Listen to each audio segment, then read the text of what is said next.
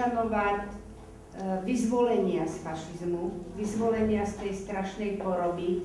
I Slovačina pamiatuje cej čas, bo i na teréne Slovačiny vážké dni, bývali sa vážké boje i vážké vtraty na žitiach.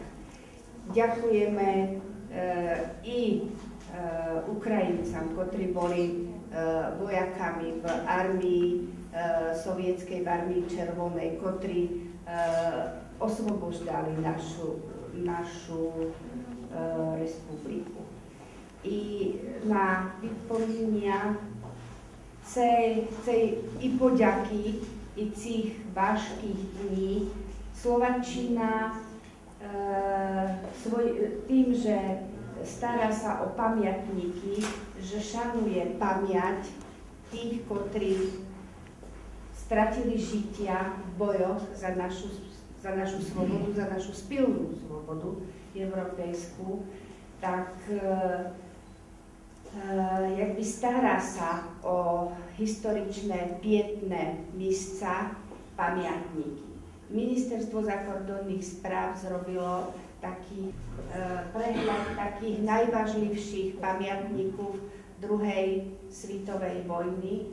I teperia majú česť vytkrytí tú výstavku i spilne s vami, predstavníkami kraja, predstavníkami národa, ktorí ponovne trpí, vypomňuť, že nemožno tak, že musíme zrobiť vše, že by byl mier, že by byl spokoj, že by bolo minimálne v našej Európe i na celém svete, že by bolo dobre, že by bol mier. Tak je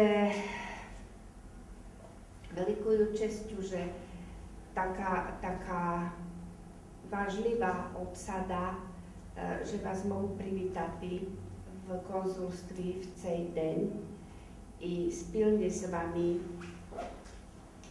vzdať chvíľinkoju tiši, chvíľinkoju milčania, pamiať všich, ktorí polegli v boji za naše dobré, mírne roky až do sých por.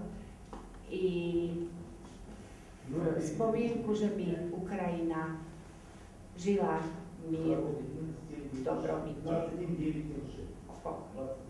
Je prihotovaný medál dla generála našeho zviazku protifašistických bojovníkov.